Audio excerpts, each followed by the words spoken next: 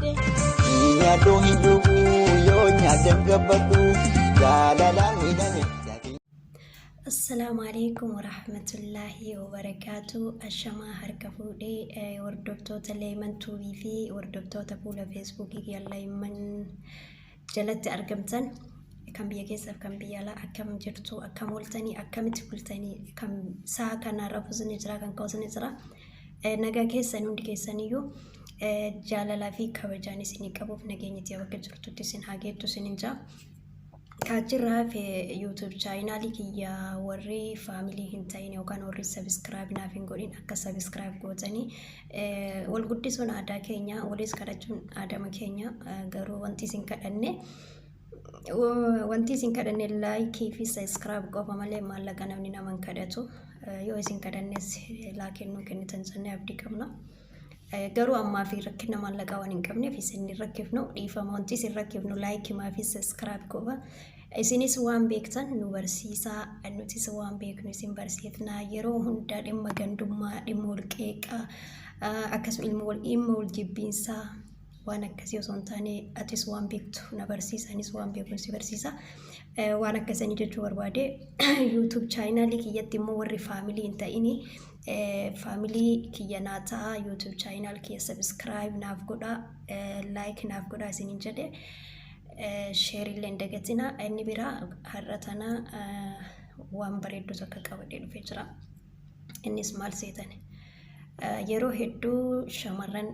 babbareedanii deemuudhaaf hawwii qabu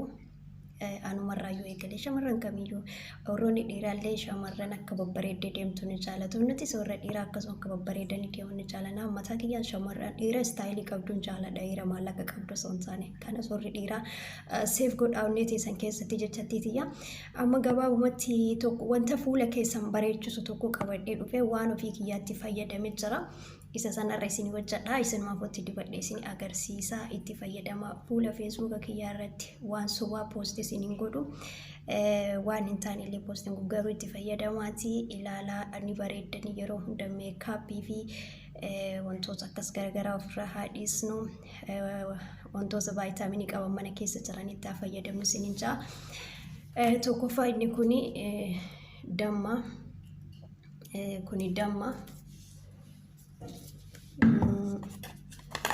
kun immoo arabii parroobii jenna biyya keenyatti immoo urgoo jedhani urgoodha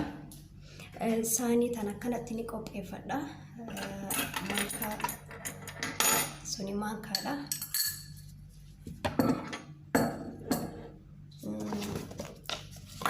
kun irriidha saanii kana fidadhe ani fi kiyya fuula waan xiqqaa dibadhuuf kana tokkoon itti godhadha kunis lama isin hamma itti godhattan isintu beeka waan ta'eef jechuudha kun immoo irdiidha irdii kana tokko jechuudha deebinee xiqqeessinee ammas irra buufna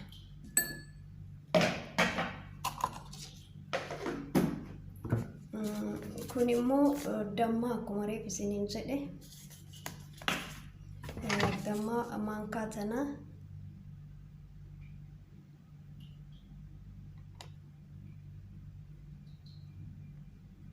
kanumatti buusaayyuu amma jechuun isin maankaa lamatti buusaanii jechuun damma waan xiqqoo guddifachuu waan barbaaduu fi damee bixaamitti bareedudha fuula keenya illee nu lasallasa akkasuma bifa keenya illee ni tolcha amma eegasi maal goona akkanatti waliin dhoofna akkatti waliin dhoofna dhugaa dubbachuuf ani yeroo ofii kootii itti fayyadame arge yeroo baay'ee ofii kootii itti fayyadama ana qofa miti wantoota baay'eetu jira keessattuu warri maadatii qabdanii fuulli keessan isin shifiniinaa maadatii garagaraa warri qabdan waan ajaa'ibaa tokko isin hojjedha dhugaa dubbachuudhaaf waan mana kana keessatti itti fayyadamnu ana qofa miti maatiin mana kanaallee wanti itti fayyadaman hedduu jira isinni amma haala kana qopheessee jira haala kana qopheessee amma immoo dibadhee isin agarsiisa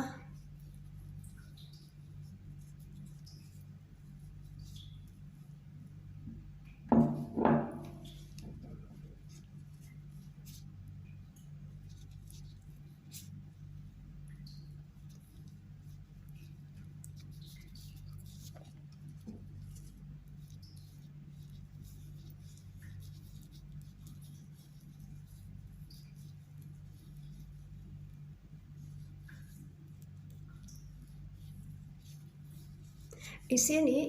morma keessanillee dibadhaan morma kiyyaa fuula Facebook irratti mul'isu waan hin barbaanneef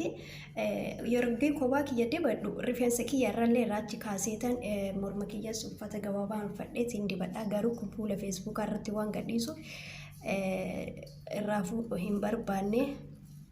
kanaafuu isiin akkanatti dibattu.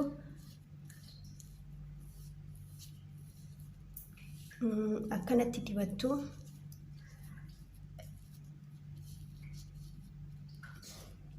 yeroo